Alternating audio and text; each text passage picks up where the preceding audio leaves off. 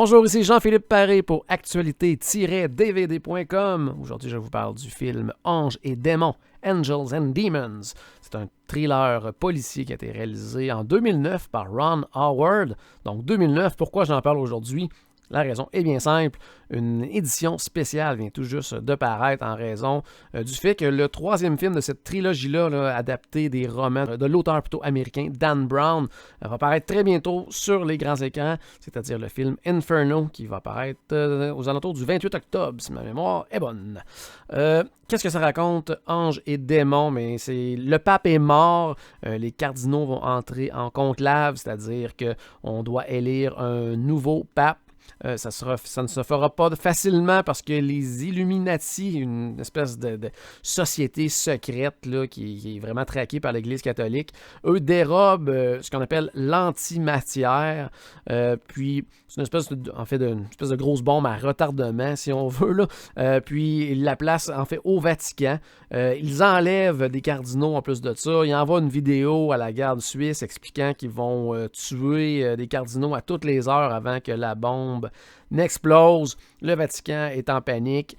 On fait appel alors à Robert Langdon, qui est un professeur en symbologie, donc à l'Université Harvard aux États-Unis. Le Vatican lui a plusieurs fois refusé accès à ses archives.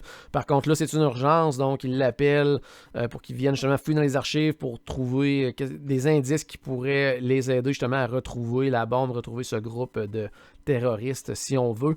Donc, avec la scientifique Vittoria Vetra, en fait, à qui une des membres de l'équipe, en fait, à qui l'espèce d'antimatière là, de la bombe a été volée. Donc là, il s'embarque vraiment dans un jeu vraiment de détective, d'aller chercher justement là, dans des cryptes scellées, des catacombes, tout ça. Donc, il essaie de trouver des indices. C'est un véritable casse-tête. Là. C'est des indices laissés depuis plus de 400 ans là, par Galilée qui vont les aider justement à trouver là, comment en venir à bout de tout cette énigme-là. En fait, pour essayer peut-être de simplifier un petit peu l'intrigue, disons tout simplement que les Illuminati, là, c'est une société secrète dévouée à la vérité scientifique.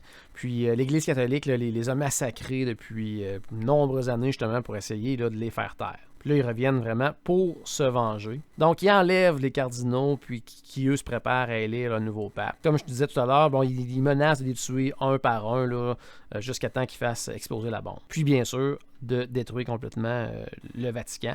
Donc, ça va être vraiment une espèce de combat là, entre la science et l'Église catholique. Donc, le professeur Langdon s'en va au Vatican parce qu'il est spécialiste des symboles. Et il va peut-être se rendre compte que finalement, ce fameux groupe des Illuminati, c'est peut-être pas eux qui sont nécessairement impliqués dans toute cette histoire-là. Et ils ne sont peut-être pas nécessairement de retour. Et que peut-être que le Camerlang a peut-être son rôle à jouer là-dedans. Qu'est-ce qu'un Camerlang? En fait, là, c'est tout simplement... c'est comme celui qui est comme en charge, en fait. Là, il est placé à la tête de la chambre apostolique. Là. Donc, dans le fond, la chambre des cardinaux, tout ça. En attendant, c'est comme lui qui fait la transition entre le pape qui est décédé et le prochain pape. Et qui sait, peut-être qu'il voudrait peut-être être lui-même pape. Donc, c'est peut-être autour de ça là, que toute l'intrigue va se jouer. Comme ça. Au niveau de la distribution, bien, on a Tom Hanks, bien sûr, dans le rôle de Robert Langdon. Il y a Ewan McGregor, justement, qui fait le père Patrick McKenna, donc justement le cardinal de Camerlang. On a aussi Ayelet Zurer, qui fait le rôle de Vittoria Vetra. Et bien sûr, plusieurs autres acteurs aussi qui font la distribution. C'est vraiment les trois rôles principaux.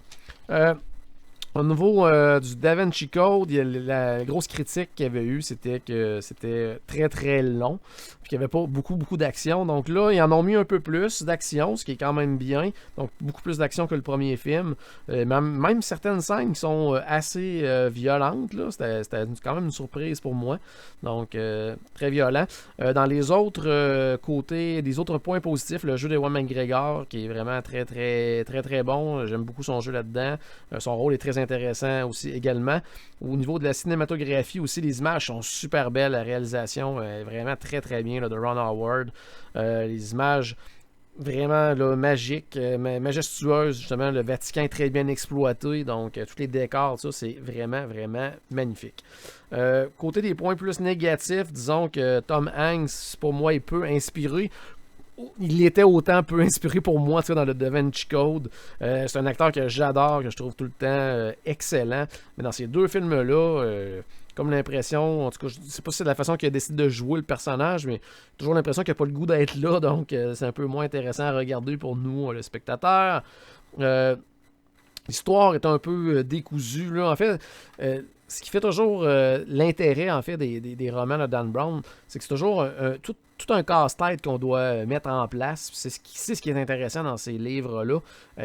Pour moi, c'était mal transposé à l'écran. Donc, le casse-tête, j'ai l'impression que des fois que les morceaux sont trop gros et qu'ils ne vont pas nécessairement ensemble tout le temps. Donc, c'est un peu décousu. Des fois, c'est vraiment tiré par les cheveux. C'est ça, on tente des fois là, d'essayer de déchiffrer tout ce qui se passe, puis l'histoire est des fois un peu complexe, puis des fois ça devient comme un peu trop simpliste et ridicule, donc c'est dur à suivre à ce niveau-là. C'est le genre d'histoire qui fonctionne très bien dans des livres, parce que c'est vraiment plein de détails, plein d'indices, tout ça, puis on dirait que transposé à l'écran, ça se passe moins bien, en tout cas, selon moi. Aussi, les effets spéciaux, tout ce qui a été fait par ordinateur, très, très, très ordinaire. Si on compare, justement, je le disais un petit peu plus tôt, le point positif, c'est vraiment la cinématographie. Les images sont belles, tout ça. Puis quand il y a des effets spéciaux, ça frappe l'œil parce que c'est pas très, très, très bien réussi.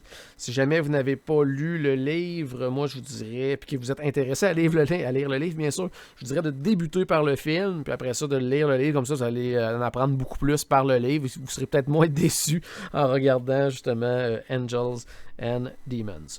Pour ce qui est des suppléments, si on a tous les trucs habituels, c'est-à-dire les scènes supprimées, tout ça, puis bien sûr plein d'entrevues, tout ça avec des gens qui ont travaillé sur le film. C'est bien divisé parce qu'on a vraiment tout le côté production qui est bien présenté par le réalisateur, tout ça, au niveau de l'édition.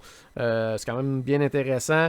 On a tout le côté aussi de l'écriture de l'histoire, donc tous ceux qui ont participé justement à l'écriture, donc cette portion-là est bien exploitée également. Puis ensuite de ça, on met vraiment l'emphase sur les personnages, donc sur la distribution.